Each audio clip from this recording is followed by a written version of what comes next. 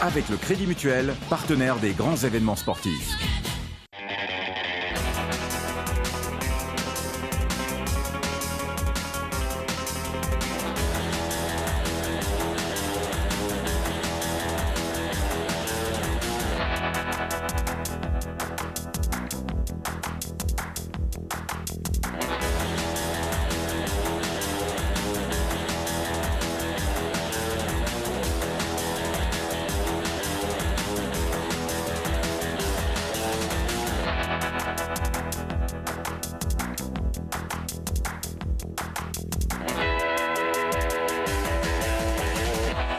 LSD le Mag, épisode 78. Bonjour à toutes et à tous, bienvenue dans cet antépénultième ou presque épisode de l'année. On approche de la fin.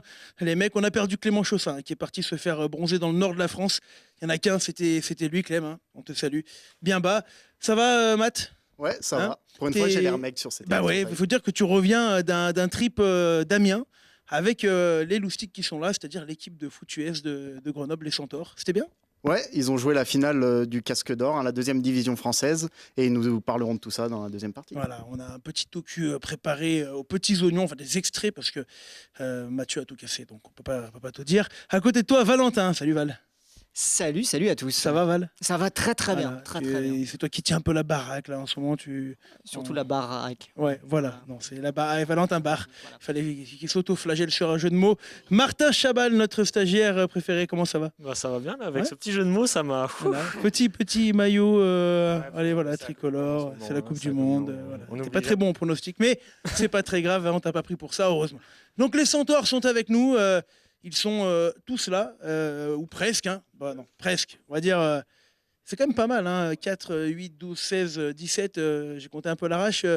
Mathieu, ça t'avait quand même, toi, pas surpris, mais en tout cas, tu m'as dit quand même, quand tu te déplaces en foot US, tu te déplaces à beaucoup. Ouais, c'est beaucoup. Hein. Il y a deux équipes, une équipe d'attaque, une équipe de défense, globalement, dans une équipe de foot US. Arrête de les regarder pour qu'ils te fassent comme ça. Hein. Le mec, il a peur. C'est ce que disait le coach de la défense dans son speech. Il dit qu'il y a quand même deux équipes dans une équipe de foot US. Et du coup, ils sont nombreux. Et ce qui choque quand on va avec eux, c'est vraiment l'esprit de fraternité, brotherhood, comme ils disent en anglais. Et c'est vraiment ce qui choque. T'as un accent. Ouais, voilà, le mec, il revient du Canada. Il fait croire qu'il est anglophone. Allez, on va parler sur la première partie des trois clubs un petit peu, des trois clubs dans l'actu médiatisés du coin. Hein. On va commencer par celui qui a fait couler beaucoup d'encre, c'est le Grenoble Foot 38. Valentin, le GF 38, attends, 2 micros pour le prix d'un, mon petit Val. Le GF 38 qui sort d'une période tumultueuse, montée en Ligue 2, tout va bien, on vire le coach après 2 montées successives.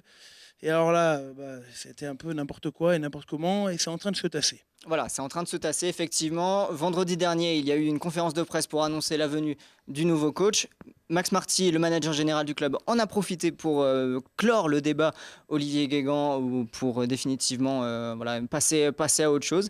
Et du coup, ce sera Philippe Berger, le nouveau entraîneur du GF38 pour accompagner cette équipe en Ligue 2. Alors, on va en parler juste après le dessin de notre illustrateur Germs qui a crucifié Olivier Guégan, l'ex-coach, viré pour faute grave après 2 montées consécutives, hein, ce qui était plutôt historique pour le club. Il se demandait un petit peu ce qui lui était arrivé. Des éléments de réponse avec Max Marty, le manager général du club, rencontré par Réginald Mouillan. C'est tout de suite. Je crois que tout le monde connaît aujourd'hui dans notre groupe le passé de Philippe Berger. C'est quelqu'un de respectable dans le milieu du foot pro, qui connaît très bien la Ligue 2, qui a eu l'occasion de faire une accession avec Metz de Ligue 2 en Ligue 1. Donc je pense que c'est quelqu'un qui connaît bien ce championnat et qui doit continuer à faire grandir le club. Grenoble ne peut pas se permettre de ne faire que jouer le maintien. Alors peut-être qu'on jouera le maintien à la dernière journée, à la dernière seconde au barrage. On ne connaît pas, le foot est quelque chose de difficile et de cruel, il faut beaucoup le respecter. Maintenant, quand on est à Grenoble, quand on est dans ce club, on a toujours l'ambition de construire une équipe où avant chaque match on se dit qu'on peut gagner. Et c'est ce qu'on essaye de faire avec le nouveau staff, avec le président Stéphane Rosnoblet. On a recruté un arrière gauche, on a recruté un milieu de terrain défensif et un joueur un peu plus offensif qu'est Nchangama. On va prendre encore, je pense, une paire de joueurs en défense centrale. Probablement un joueur à vocation offensive aussi, c'est important. Sûrement un troisième gardien. Voilà, on va essayer de rééquilibrer ce groupe. Et puis peut-être qu'on aura aussi quelques départs, puisque c'est la vie d'un club professionnel que d'essayer d'être performant et de satisfaire le staff qui arrive pour atteindre l'objectif. Mayembo, c'était un accord que nous avons trouvé avec lui, avec son agent et avec Le Havre qui était plutôt bénéfique pour le club. Je crois que c'est un garçon qui a été tout à fait remarquable. Steven est venu nous voir parce qu'il lui restait 1 an de contrat et c'est vrai qu'à 32 ans c'était pas si simple pour nous de lui faire un contrat de longue durée, donc il a trouvé ce contrat en Belgique et il était évident pour nous qu'on devait le libérer. On avait dans cette zone de jeu des solutions, on connaît la valeur en tout cas nous, on connaît la valeur de Ryan Zanussi qui était capitaine du Sparta Rotterdam et de Youssouf Nchangama, donc voilà, on n'est pas inquiet dans cette zone de jeu. Si on a d'autres joueurs qui doivent partir, bien évidemment qu'on essaiera de les remplacer avantageusement. L'idée c'est que le club progresse, que le groupe progresse et pas qu'il s'affaiblisse. Sur les départs, je ne peux pas vous dire, je crois qu'à un moment donné, bien évidemment, il faudra rééquilibrer notre effectif. Il y aura des départs, mais ce qui est le plus important, c'est que chacun y trouve son compte, que les joueurs qui partent aillent chercher du temps de jeu ou un autre projet et que ceux qui arrivent surtout soient performants pour que nous soyons le plus haut possible dans le classement et qu'on satisfasse nos partenaires et surtout nos supporters. Je vous ai promis des réponses, vous n'en avez pas eu sur le départ du coach Olivier Guégan. Alors, il faut dire qu'il s'était exprimé quelques jours avant, lors d'une conf de presse, Valentin, à laquelle tu as participé, d'ailleurs avec Martin aussi. Tiens, Martin, garde le micro, allez.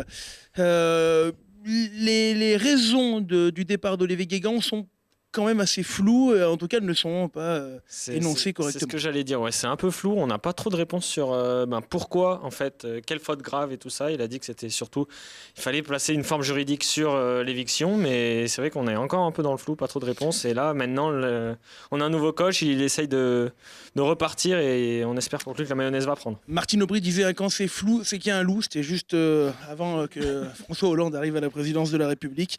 Les transferts, mes amis, le tableau des transferts du GF38 avec quand même au niveau des départs, ça a été minoré un peu par le manager Max Marty, mais Fernand Mayembo et Steven Pinto Borges, tu perds quand même le capitaine et le meilleur défenseur du national.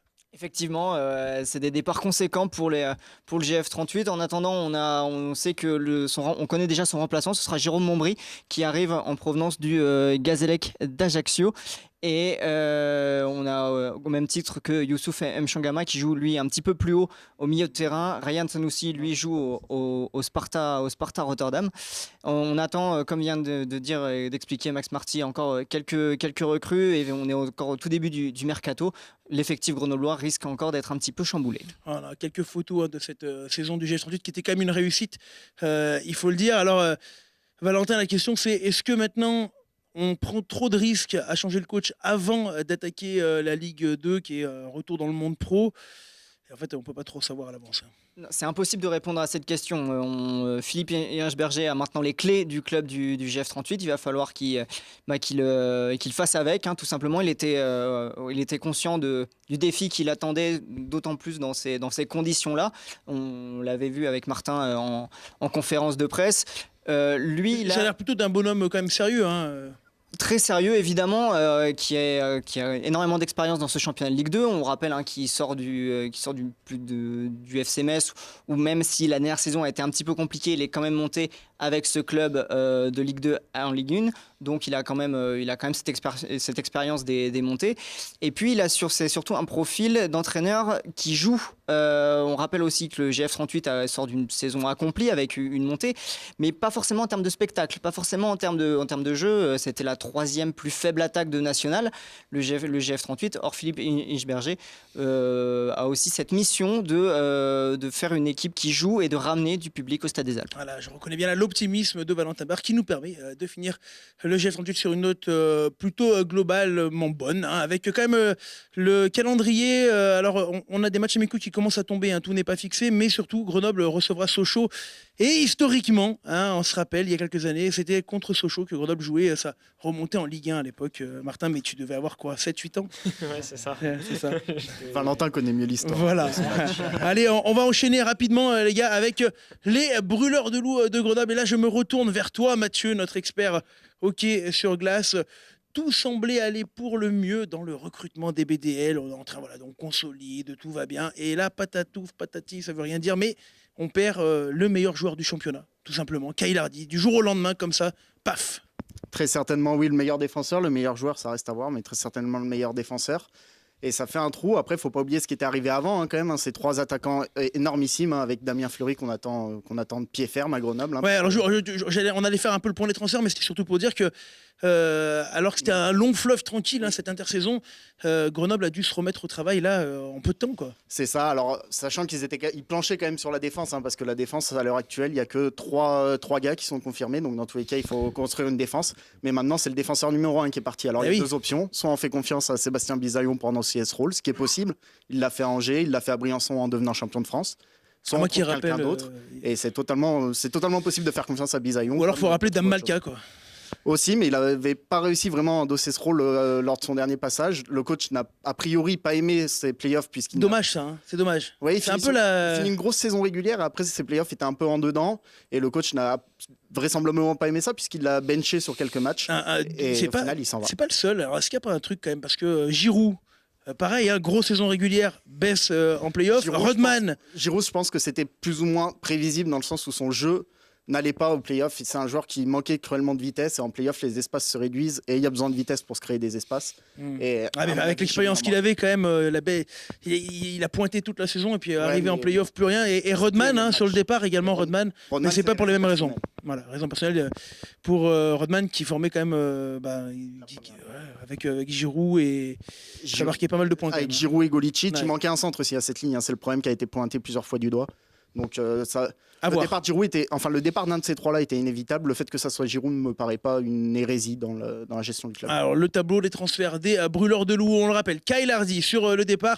Ils sont nombreux les joueurs à quitter le club, Mathieu, cette année. C'est encore le chantier. Il manque pour faire une équipe à 18 joueurs, c'est-à-dire sans réserviste, il manquerait encore un ailier droit. Le centre de 3e ligne, on l'a trouvé avec Dylan Fab si le club veut faire confiance à ce joueur de 18 ans, si je ne m'abuse. Et il manque également, on l'a dit, au moins 3 défenseurs. Ouais, à noter également des jeunes qui partent comme Gabinville, également un gardien qui partait sur Bordeaux. Ça fait quand même du monde. Côté de l'arrivée, pas beaucoup, mais par contre la qualité est là. Ah ça c'est sûr, on parlait des départs de Rodman et de Giroud, ils ont été largement compensés par les arrivées de Kearney qui reste en mémoire dans ce championnat de France pour ce qu'il a fait avec Briançon, et Fleury et Teddy D'Acosta qu'on ne présente plus, et D'Acosta surtout, qui est un centre, et c'est ce qui manquait cruellement à ce top 6 grenoblois. Allez, rapidement, le calendrier des brûleurs de loup avec la campagne amicale avec un déplacement à Cham, à Lyon et la réception de Chaux-de-Fonds, une équipe suisse, ça vaut quoi ça? En NLB, faudra voir, c'est compliqué à dire ce que ça vaut par rapport au BDL. Le championnat suisse est bien meilleur que celui de France, mais la 2e division, ça reste à voir. Après, enchaînement avec, alors on ne dit plus la Saxo Print Ligue Magnus, mais la Cinderglass Ligue Magnus, puisqu'on a changé de partenaire. BDL Grenoble, qui recevra Chamonix, entrée en matière plutôt facile. Oui, c'est au mois d'octobre que ça se compliquera, mais Grenoble aura encore l'avantage de recevoir les gros, puisqu'en octobre, ils recevront Rouen, Bordeaux et Lyon. Et après, les déplacements arriveront plus tard dans la saison. Allez, le 3e club qui est monté également. Et alors, c'est une montée, mon cher Valentin, qui n'était pas attendu, mais alors pas du tout. C'est le FCG Rugby, remonté après une année de purgatoire en top 14 et qui doit maintenant recomposer toute une équipe. Alors, on est allé à la rencontre des joueurs du FCG à la reprise. Interview de Mickaël Capelli qui espère faire une très très grosse saison. C'est sûr que c'était frustrant parce que j'ai raté une très longue période, j'ai raté quasiment 6 mois. Après voilà, j'ai eu l'opportunité et la chance de jouer ces phases finales qui étaient quand même une histoire magnifique. Donc, là, tu penses avoir retrouvé 100% de tes capacités ou pas? Je te dirai ça à la fin de la prépa. Là, par contre, aujourd'hui, non, parce qu'il y a du boulot, mais au niveau post-opératoire, là, j'ai plus aucun souci de dos ou quoi que ce soit. On en parlait tout à l'heure, l'ambiance de ce premier jour. Moi, l'ambiance de l'année dernière, quand je suis arrivé, j'étais avec Kylian, on rentrait de Coupe du Monde, on était que tous les deux parce que les autres étaient en vacances, donc l'ambiance à deux était pas mal. Mais ouais, après voilà, je pense qu'il faut pas être bête, c'est qu'on s'en rend compte, c'est que quand tu fais une année où tu montes, l'ambiance est forcément très bonne parce que tous ensemble on a vécu des grands moments, et l'année où tu descends, surtout avec la saison qu'on a connue qui était très très compliquée, je pense que là, l'ambiance est vraiment bien et je pense que ça peut bien lancer la saison aussi. Moi je pense qu'on va viser le maintien, de toute façon on sait après voilà, le maintien ou plus, on sait pas comment ça va se passer, mais Mais ouais, les objectifs, ça va être de jouer le plus de matchs possible cette saison. Objectif individuel, ça va être de jouer le plus possible. Et collectif, je pense que ça va être le maintien à tout prix. Allez, va le retour déjà sur cette fin de saison, pendant qu'on a les meilleures photos de Lolo Lardière de cette année. Quand même, elle était inattendue, cette montée, on l'a dit. Le groupe qui s'est d'un coup en fait révélé, qui s'est mis ensemble, des individualités qu'on n'avait pas vues de la saison, comme David Mêlé, qui se sont retrouvés complètement changés en fin de saison. Incroyable. Ouais, véritablement une fin en apothéose, notamment sur les phases finales, après un hiver compliqué, notamment devant, où on s'était fait quand même un petit peu bouger en mêlée côté FCG. Le FCG qui avait quand même très bien débuté la saison en trustant les premières places, même en étant qui a occupé pendant de longues semaines la première position dans ce classement de Pro D2. Puis effectivement, avec un hiver compliqué, avait un peu rétrogradé au fil des semaines, au fil des matchs. On s'était dit que peut-être que la remontée serait peut-être un petit peu rapide, d'autant plus avec ce projet FCG 2020 qui veut avoir la moitié de l'effectif composé des jeunes grenoblois. Qui travaille un peu autour des réformes des GIF, des joueurs formés en France. C'est un peu compliqué. Val, les gars, le rugby, alors c'est un peu le sport cousin du foot US ou alors pas du tout? C'est un truc de journaliste, je sais pas, vous en pensez quoi? Qui veut donner qui va prendre la parole? Ça, derrière. Non, si, je sais pas si on m'entend. Ouais. C'est complètement un sport cousin. C'est des sports qui étaient...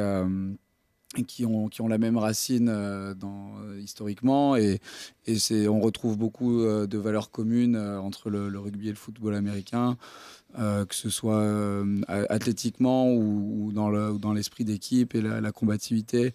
Donc non, pour nous aussi c'est des sports cousins.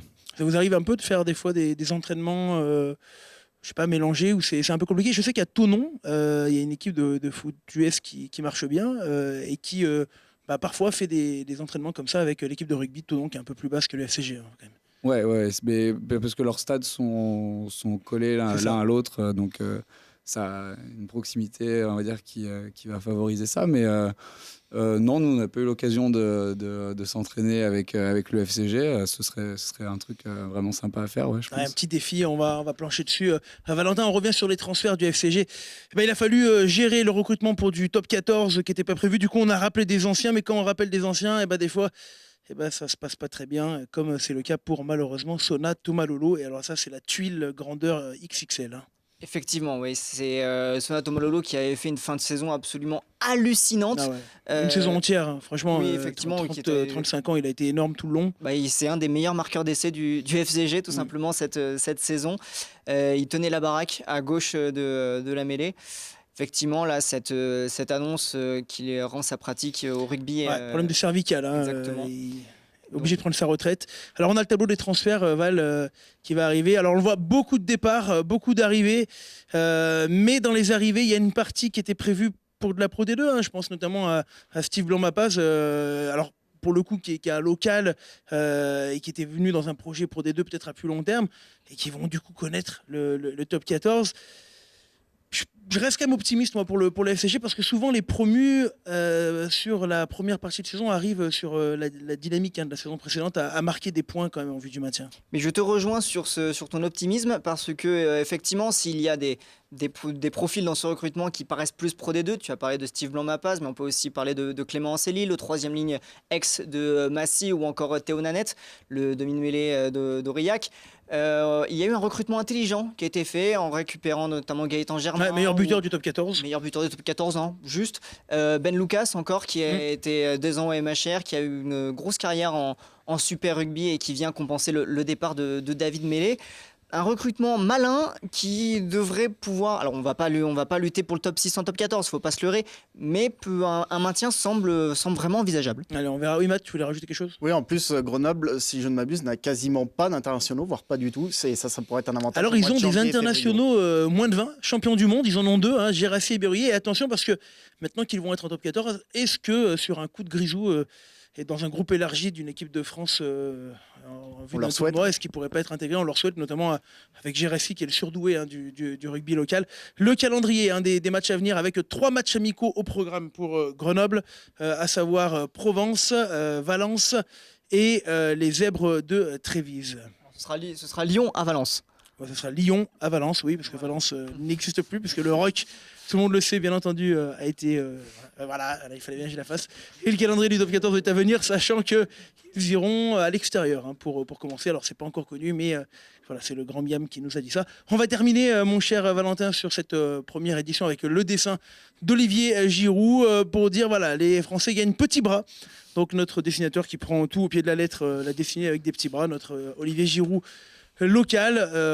Les gars, un petit mot sur le foot, c'est intéressant quand même ou... Ouais, c'est très intéressant, une bonne Coupe du Monde quand même. Bonne Coupe du Même Monde. Si je sais il y a beaucoup de critiques sur l'équipe de France et tout, mais on reste optimiste. On a fait tu pareil viens en quand même avec ton maillot de 2016. l'équipe de France tous les jours au bureau. C'est ça. Voilà, Martin Chaval. Il a pas lavé depuis 3 semaines.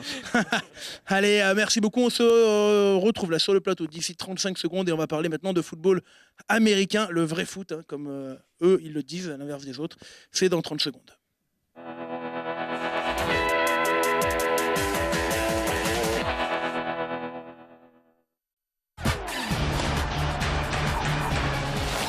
Avec le Crédit Mutuel, partenaire des grands événements sportifs.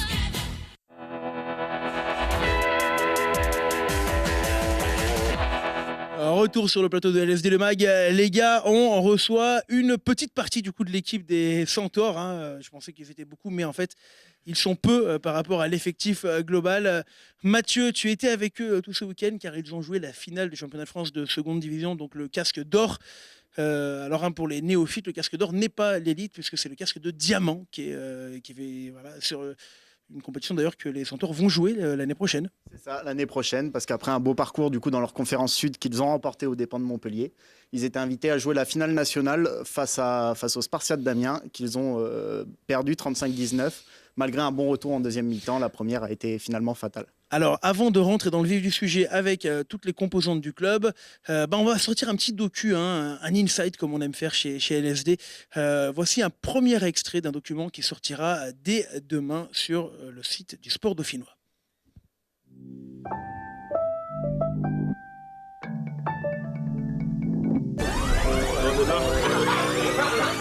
McDo, c'est bon pour la santé.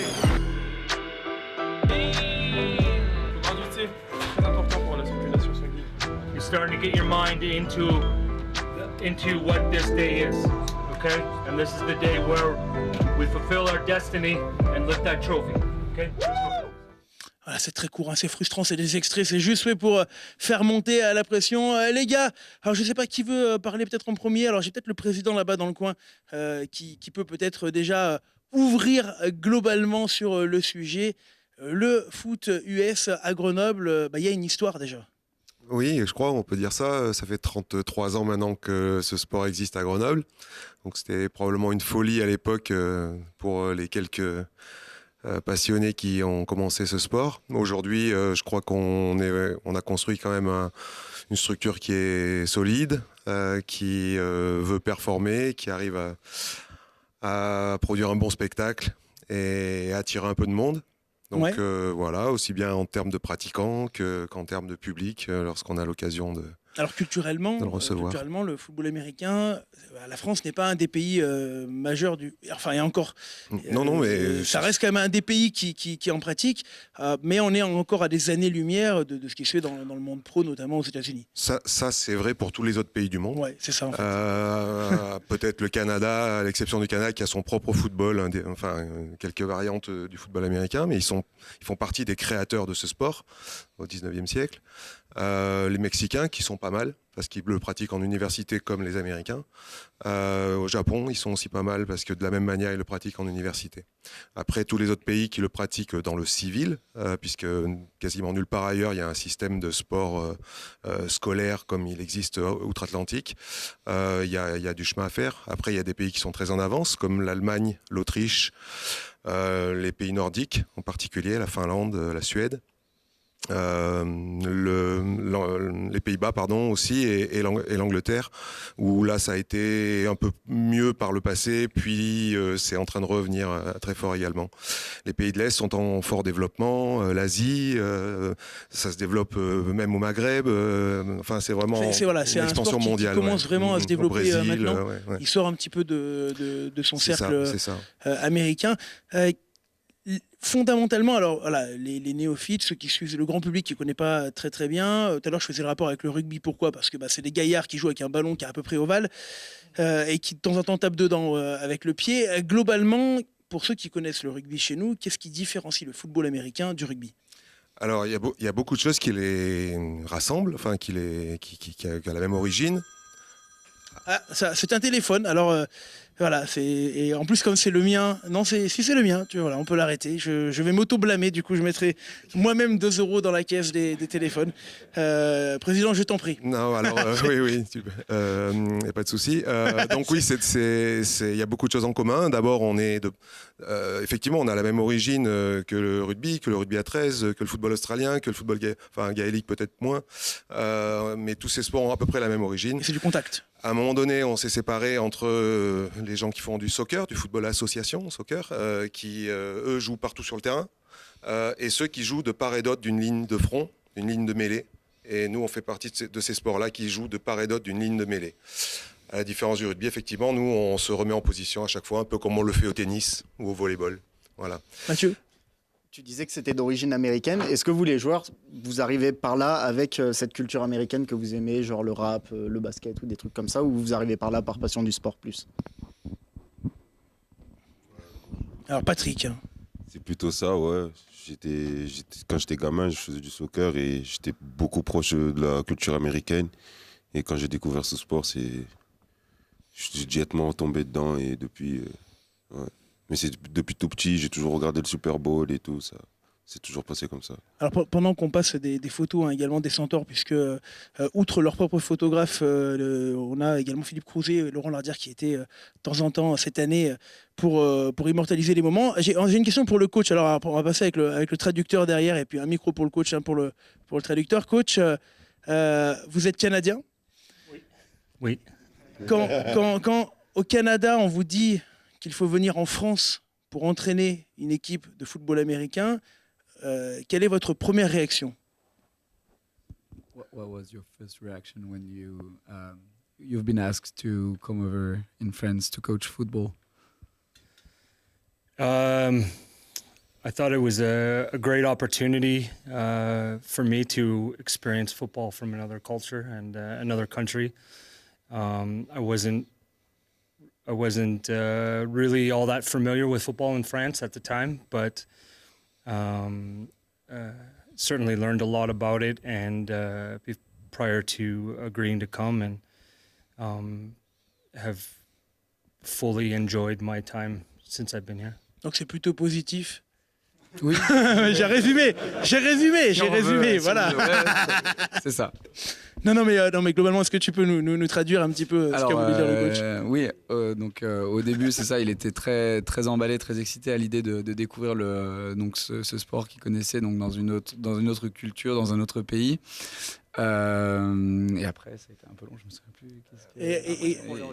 Vas-y, Valentin. Non, voilà, il était donc effectivement il a eu une très belle opportunité de venir ici en France, un pays qu'il ne connaissait pas, notamment la culture aussi du foot US en France qu'il ne connaissait pas. Mais voilà, apparemment, il a apprécié son temps passé ici depuis qu'il est arrivé. D'autant plus que il a dit tout ça, il a dit d'autant plus oui. machin. Non mais là j'aimerais rebondir, c'est que il faut savoir que les Centaures, pour conserver leur coach à l'été dernier, ont organisé une quête pour que sa famille puisse venir en France. La saison, elle a certainement commencé là, président. Quel talent. Oui, tout à fait. C'est vrai qu'on a, pour compléter le budget, puisqu'on avait quand même mis quelques moyens dans l'histoire, mais on a lancé un crowdfunding et c'est Alexis Barbotin, notre responsable communication, qui a piloté l'opération, qui a eu un grand succès. On a récolté plus qu'on ne comptait. Mais effectivement, parce que notre communauté, d'une part, et puis bien sûr par cercle concentrique autour de notre communauté, les gens ont conscience qu'en faisant venir David pour du long terme, d'abord le fait de faire venir sa famille, il a quand même 5 enfants, c'est pas rien. D'avoir une situation régulière dans notre sport, c'est pas toujours le cas, c'est souvent un peu de tourisme sportif, on va dire, plus qu'autre chose. C'était une base, un fondement vraiment d'un vrai projet à long terme pour atteindre une excellence sportive. Bon, allez, Voilà, et donc. Oui. Non, Oui, donc, je t'en prie, hein, ça a conclue, du hein. succès. En tout cas, c'est une belle histoire, Valentin. Tu fais bien de rebondir dessus. Deuxième extrait de ce documentaire LSD Inside les Centaures de Grenoble qui paraîtra demain sur le Sport Dauphinois. Opinion, the north of France is the pinnacle of football in the country of France. Football starts and ends in the north of France. And the south of France has no business even coming up here to even attempt to play a match with these guys. So my mindset today is I want to put 100 points on these motherfuckers. I want to make it happen. You got to show everyone that we are the best fucking team in France. It's not even close. Okay? It's not even close. Alors, Matt, c'est sûr que quand on revoit les images, le coach il dit on va leur mettre 100 points alors qu'on va perdre derrière. Bon. Mais du coup, on a eu ce débat à la rédac ce matin. On s'est dit, en fait, on va pas dire le contraire. On est dans un discours d'avant-match, culture en plus, alors pas américaine, mais même canadienne, où voilà, on va aller chercher quand même à sublimer les mecs. Toi, de ce que tu as vécu dans ce vestiaire-là pendant un week-end, qu'est-ce que tu en as ressorti, pardon. Je l'ai dit dans la première partie, c'est vraiment une équipe qui est soudée et qui avait envie de bien faire. On a vu à la fin du match, on le verra certainement dans les extraits, à la fin du match, il y avait beaucoup de tristesse chez certains.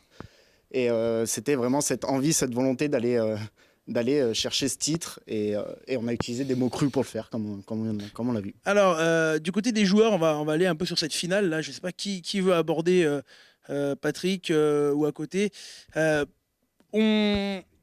Voilà. Tu peux nous le présenter peut-être ton... Kefil. Cornerback. Voilà. Des Centaures. Alors du coup, Kefil, une finale, on la joue pour la gagner. Celle-là, elle a été perdue. Est-ce qu'en face, c'était vraiment très très fort? Qui plus est, vous aviez le désavantage de jouer chez eux, avec un long déplacement dans les pattes. Oui, déjà dans un premier temps, ce que j'aimerais dire, c'est qu'une saison foot américain, c'est long. On commence à se préparer en septembre. Les matchs commencent en janvier. Préparation physique, la préparation mentale. Beaucoup de préparation tant tactiquement que techniquement, que physiquement, qui fait que déjà 10 matchs, c'est très compliqué à faire en tant que joueur, sans se blesser, sans avoir de petits pépins. Et ensuite, savoir qu'on monte dans le Nord, rencontrer une équipe amiénoise qui n'avait jamais perdu à domicile, qui avait perdu qu'un seul match à l'extérieur contre une équipe qui l'a battu après, ça mettait déjà un peu la pression. Mais après, vu qu'on monte sur un match, on ne veut pas perdre. On était monté à bloc, on était à fond, on veut y aller pour gagner. Voilà. Donc on arrive là-bas et qu'on joue les premiers jeux, qu'on voit que on tient quand même les premières minutes du match, ça donne de la motivation. Et quand d'un coup, on voit que au niveau physiquement, on tenait pas. Franchement, qu'on se le dise, il y a vraiment à ce niveau-là que ça s'est joué sur le physique. Je pense personnellement, qu'au début c'est ce qui nous a un peu fatigués parce qu'au niveau de leur jeu, on connaissait tout, on avait tout vu à l'entraînement pendant 2 semaines, on y travaillait, on connaissait toute leur tactique par cœur. Vraiment, au niveau du jeu, ils avaient aucun secret pour nous, jusqu'au niveau des plaquages ratés, au niveau des petits trucs qu'on laissait filer parce que justement ils étaient plus costauds et qui nous bousculaient, qui a fait que ils nous ont eu à l'usure. Et qu'en défense, on n'a pas pu tenir plus longtemps. Mathieu, tu as parlé beaucoup de ta tactique là, dans ce que tu viens de dire. C'est vrai que c'est quelque chose qui étonne un peu dans votre sport. C'est un des rares sports où vous avez presque des devoirs à la maison. Vous devez apprendre le playbook, regarder les vidéos de l'adversaire qui sont mises en ligne par le coach pour vous montrer tel ou tel aspect. C'est vraiment quelque chose de particulier dans votre sport. Est-ce que c'est ça qui explique le surplus d'émotions qu'il y a à la fin d'un match? Tu allais dire qu'ils étaient tous intelligents. Déjà qu'on peut pas aller sur un terrain de football américain sans savoir ce qu'on fait avant. Voilà. Et c'est encore mieux d'aller sur un terrain de football américain si on sait à peu près ce que l'adversaire va faire et en quelle situation il va le faire. Donc quand on part du principe que l'équipe est préparée tactiquement pour nous et qu'on est préparé tactiquement pour elle, faudra préalablement justement s'ajuster à ça pour pouvoir justement donner le meilleur du jeu qu'on peut produire, pour pouvoir les surprendre et de ce fait-là gagner le match. Et donc oui, t'as beaucoup raison, on a beaucoup de trucs à faire à la maison au niveau d'apprendre le playbook, au niveau de regarder les vidéos, Justement parce qu'on voilà, on est... On vous a vu hein, dans le bus notamment, beaucoup de joueurs regardent les vidéos, c'est un gros travail. Président, on a parlé de la différence nord-sud, elle est importante. Il y a culturellement dans notre pays, c'est coupé en deux. Oui, enfin, c'est comme ça que ça s'est développé, mais c'était aussi pour des raisons économiques. Les déplacements sont un peu plus courts, donc ça s'est cultivé. C'est une rivalité qui s'est cultivée au fil du temps. Et puis le football américain est né en région parisienne. En fait, à l'origine, c'était un débat qui était plutôt Paris-Province. Et en fait, il s'est par extension, voilà, c'est-à-dire qu'un Amiénois se considère un peu plus parisien qu'un Grenoblois, forcément. Voilà, et donc ça s'est généralisé sur le Nord-Sud. Alors Grenoble-Amiens, en plus, c'est un des duels hein, de l'histoire du hockey français, puisqu'il y a eu un nombre de finales incalculables entre les BDL et les Amiénois. On va enchaîner avec un troisième extrait du documentaire qui sortira, je vous le rappelle, demain sur le sport dauphinois. I'm angry.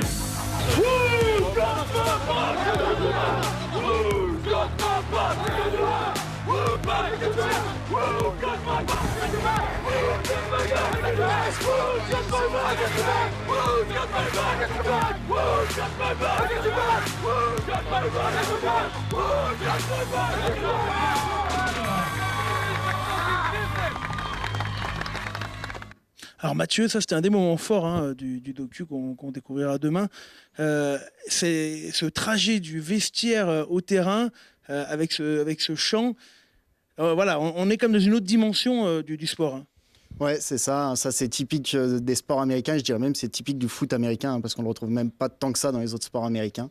Donc c'est vraiment, voilà, on retrouve hein, le groupe soudé et qui aime le show. Hein, c'est aussi ça un peu le sport américain. Ouais, et alors du coup, pour en parler, Matt, on a Alexis derrière qui est expert en communication. Alors, il faut quand même le féliciter parce que les Centaures qui font un sport quand même mineur médiatiquement, c'est vrai, hein, existent de plus en plus parce qu'ils communiquent déjà très bien et beaucoup. Donc déjà bravo Alexis.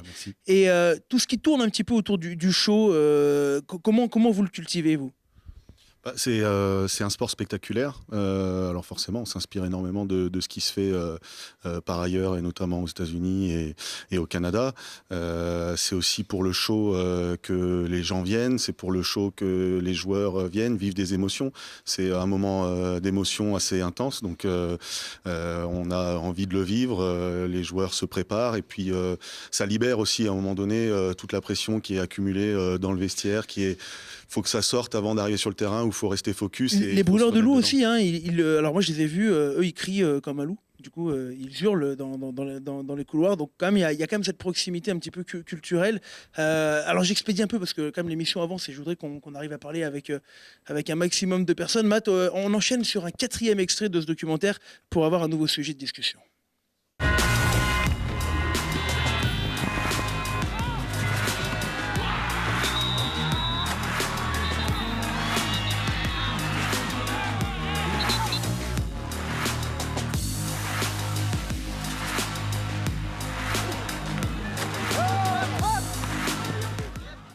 Alors là, on a vu sur ces images, Matt, hein, de malheureusement la défaite en finale, qu'il y a eu un touchdown qui a été effectué par l'équipe de Grenoble, qui n'a pas été accordé par l'arbitre. Alors, il faut être honnête, le grand public, il ne le voit pas. Puis en plus, sur la vidéo, on ne voit pas la faute au départ. Mais on a quand même le marqueur derrière, Benjamin, qui est là, ça va ?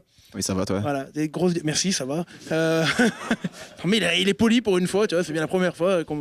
Grosse déception quand même de ne pas se le voir accorder, surtout à un moment du match où il y avait encore à jouer, quoi. Ouais, c'est ça. Quand on a fait le toucher, on était content. Ça nous a donné un momentum. On tirait vraiment de l'arrière. Ça rapetissait l'écart. Mais quand on a vu la punition, ça a été un dur coup. Parce qu'après, on a été obligé de dégager. Ils ont repris le ballon, ils ont refait des points. Ouais, Matt. Tu veux une traduction du québécois? Non, ça va, c'est rare. On a l'habitude. Alors, quand même, on te voit quand même sauter de joie. Tu vois pas tout de suite que le touchdown n'est pas accordé? Mais non, moi, je fais juste voir le ballon qui est dans les airs, je l'attrape. Puis quand je descends, je sais que je l'ai dans les mains, je suis dans le toucher, j'ai fait 6 points. Là, quand on se retourne, on voit le foulard jaune. On sait qu'on vient de perdre 6 points, qu'on va peut-être pas refaire. La faute y était ou pas, Mathieu? Ah, j'ai pas vu. Très sérieusement, j'ai vu le catch. Les gars, honnêtement, est-ce qu'il y avait faute? Oui, Patrick, oui, oui. Il y avait une pénalité. Il y avait. Voilà, qui n'a pas forcément beaucoup d'incidence sur le jeu. Alors, sans trop de regrets. Alors, tiens, on enchaîne encore avec un nouvel extrait où on va voir quand même l'émotion de la fin de match, qui est également l'émotion de la fin de la saison.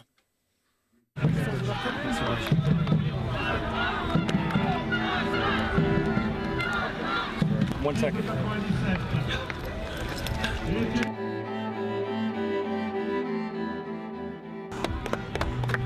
Allez, coach.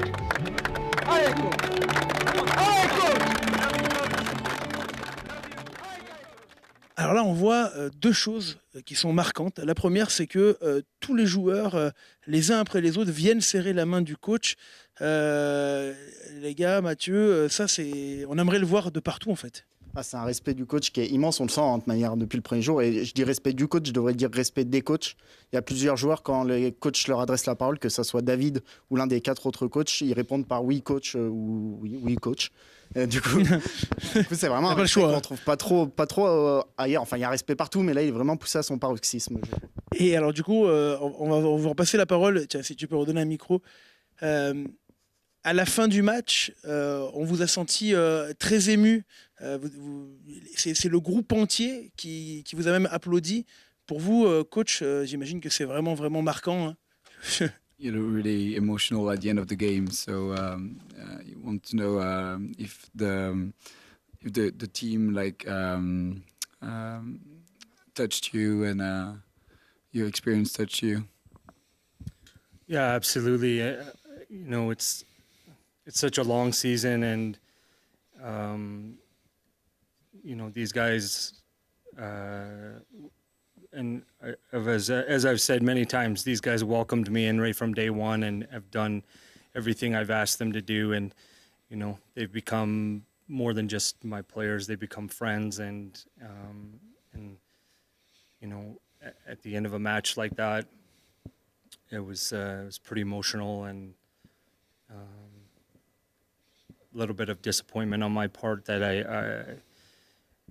we couldn't win that game and win the championship.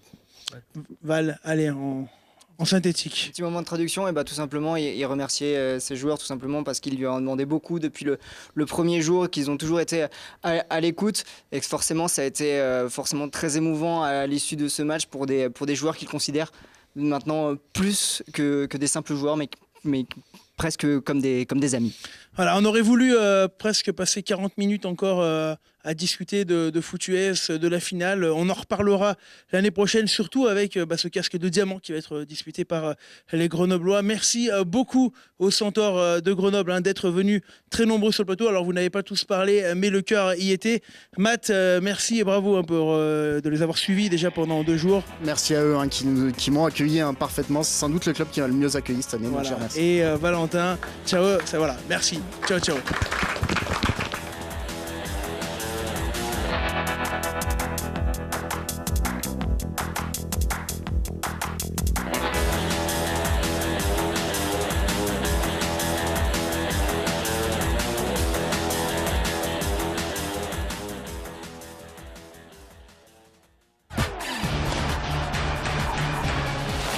Avec le Crédit Mutuel, partenaire des grands événements sportifs.